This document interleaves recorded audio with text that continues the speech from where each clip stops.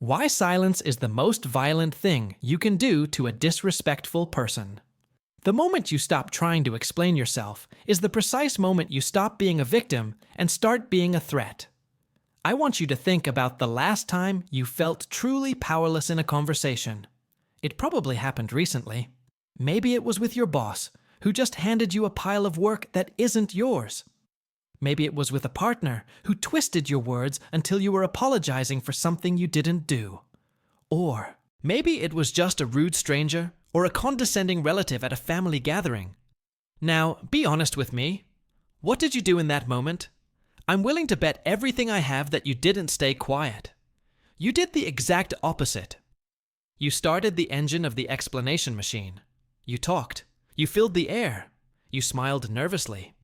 You tried to rationalize, to clarify, to make them understand your point of view.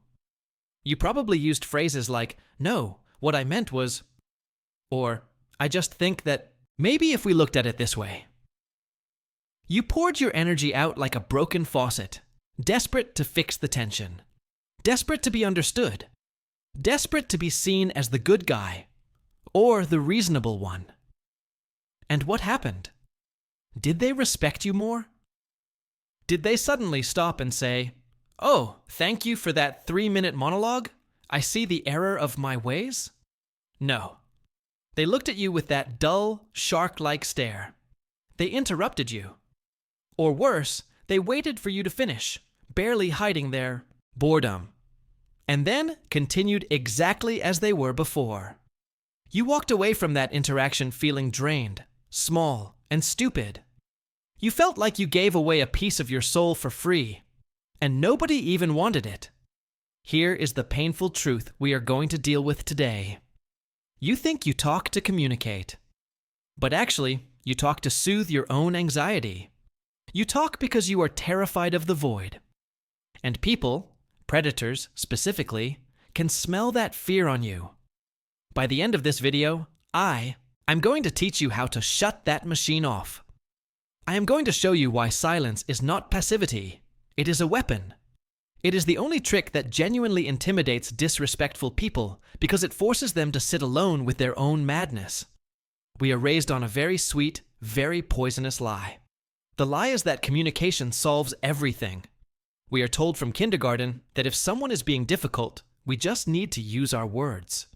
We are told that conflicts are just misunderstandings, waiting to be cleared up with a nice, long chat.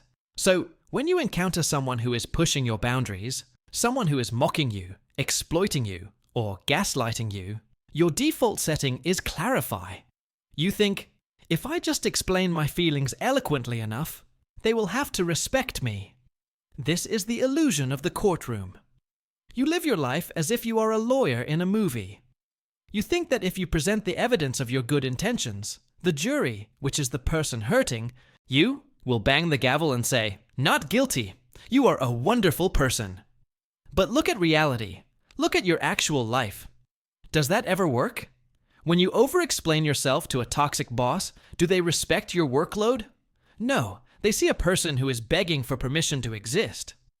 When you write a 5-paragraph text message to a partner who is treating you like an option, do they realize your worth? No.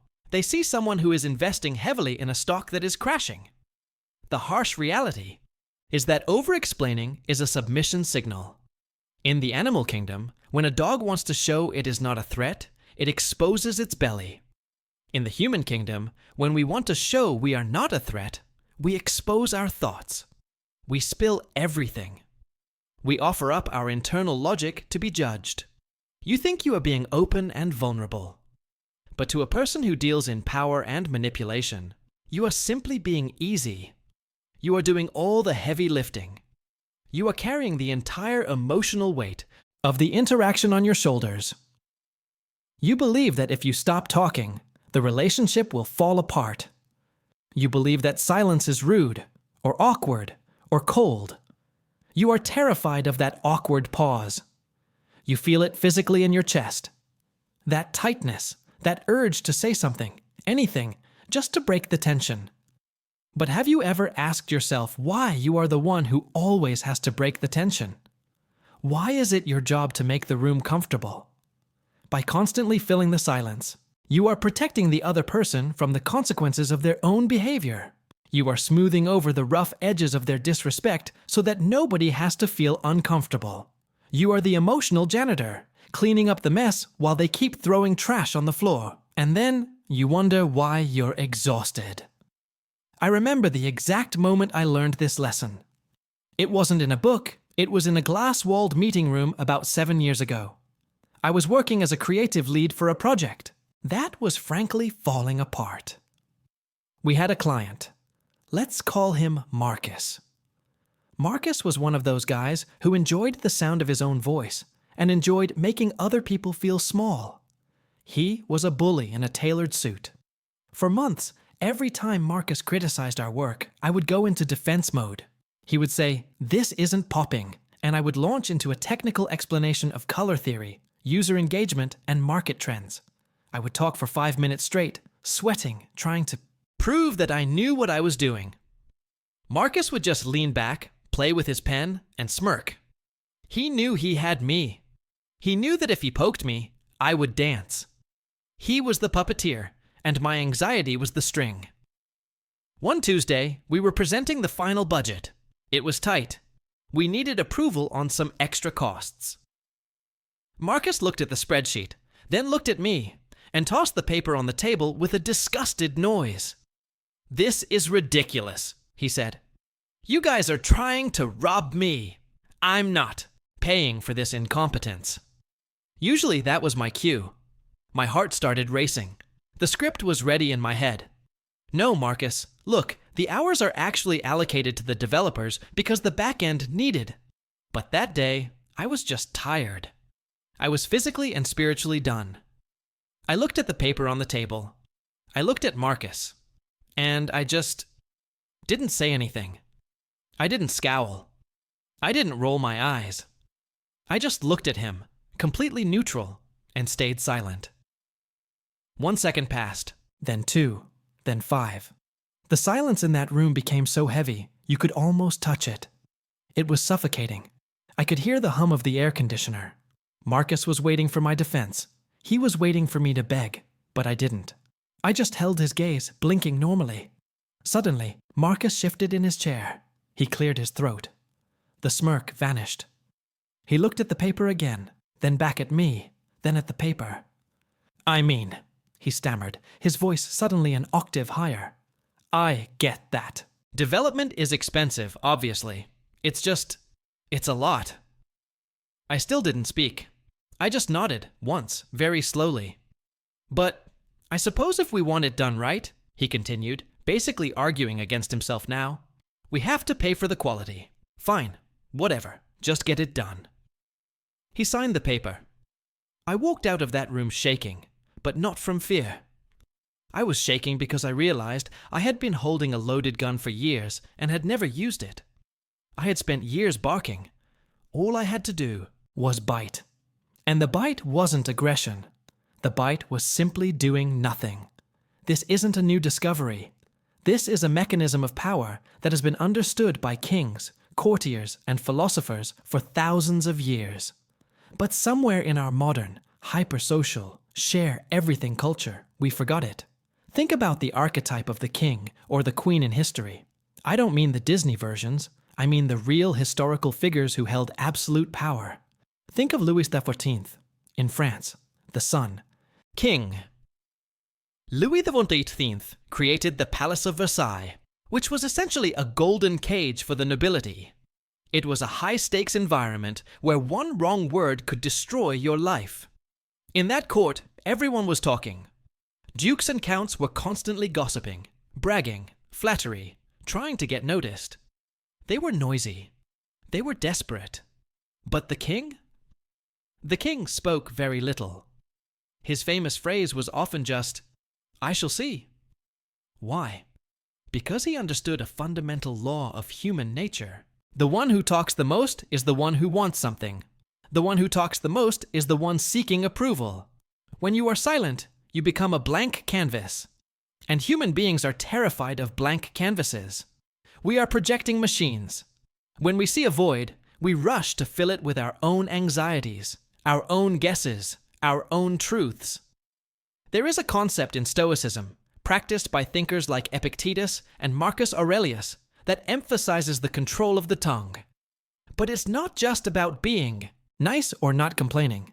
It's about conservation of energy. The Stoics understood that every time you speak, you are giving away a piece of your mind. You are exteriorizing your interior. When you are constantly reacting to the world, defending, explaining, arguing, you are a slave to the world. The world pokes you, and you squeak.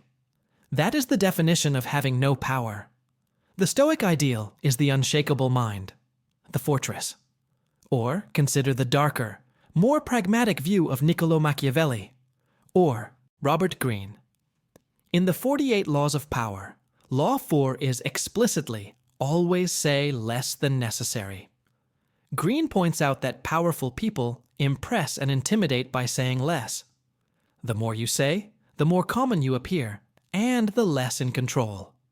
Even if you are saying something brilliant, if you say it with a desperate need to be heard, it sounds like nonsense. This is the historical context of your office meeting or your family dinner. It hasn't changed. It's just fewer wigs and more PowerPoint slides. The dynamic is identical. The person who is rambling is the subordinate. The person who is listening and observing is the ruler. So, let's translate this into the hidden manual of reality. These are the rules that nobody tells you, but everyone subconsciously follows. If you don't know them, you lose. Rule number 1, the vacuum law. Nature abhors a vacuum. Social interaction abhors silence. If you create a silence, the other person feels a compulsive biological need to fill it. If you have just been insulted or asked an inappropriate question and you stay silent, the other person will almost immediately start backpedaling. They will start explaining their joke. They will start justifying their rudeness. They will reveal their hand. Silence turns the spotlight off of you and shines it brutally on them. Rule number 2, the currency of words. Words are like money. The more you print, the less they are worth. This is simple inflation. If you give 1,000 words to explain why, you were 5 minutes late. Your words have no value. You are hyperinflating your own communication.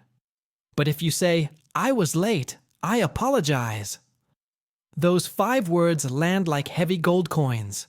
Scarcity creates value. If you want people to listen to you, stop flooding the market with your voice. Rule number 3, explanation is guilt. In the hidden manual of human psychology, innocent people don't create elaborate alibis. When you over-explain your decisions, I can't come to the party because my cat is sick, and I have this headache, and also I promised my mom. You sound like a liar, even if you are telling the truth. You sound guilty. A person with boundaries simply says, I can't make it tonight. Have fun. That's it. That is the sound of someone who owns their own time. Rule number 4, the emotional mirror. When you are silent, you become a mirror.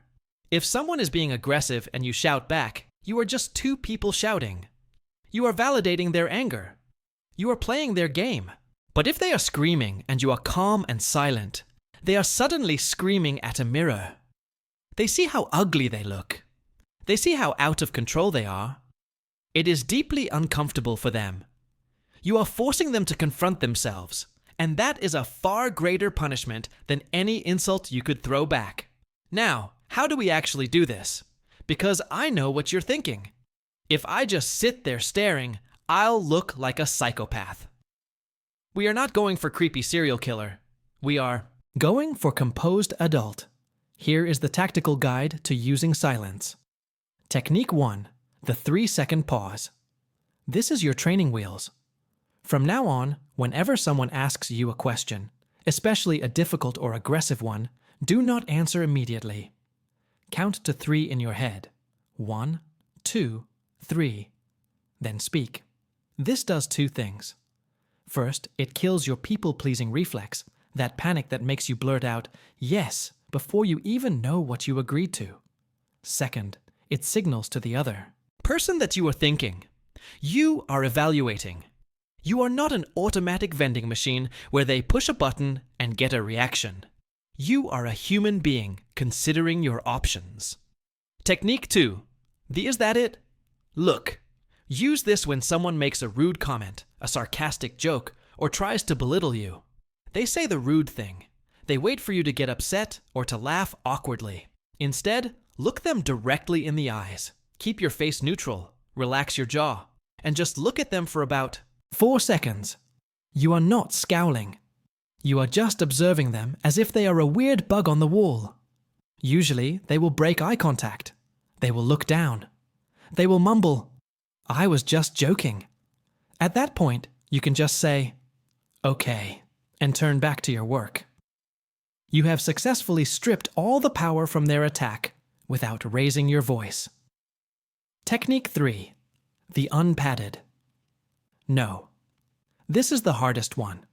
When you have to refuse a request, say no or "I can't do that." And then, this is the key, put a period at the end of the sentence. Do not add "because." Do not add "I'm so sorry," but just, "I won't be able to take that on right now." Then shut your mouth. The silence that follows will feel excruciating. You will feel a physical urge to add, but maybe next week." Fight that urge. Let the silence sit there. Let them handle the no. It is not your job to manage their disappointment. It is your job to manage your capacity. Technique 4. The non-response to chaos.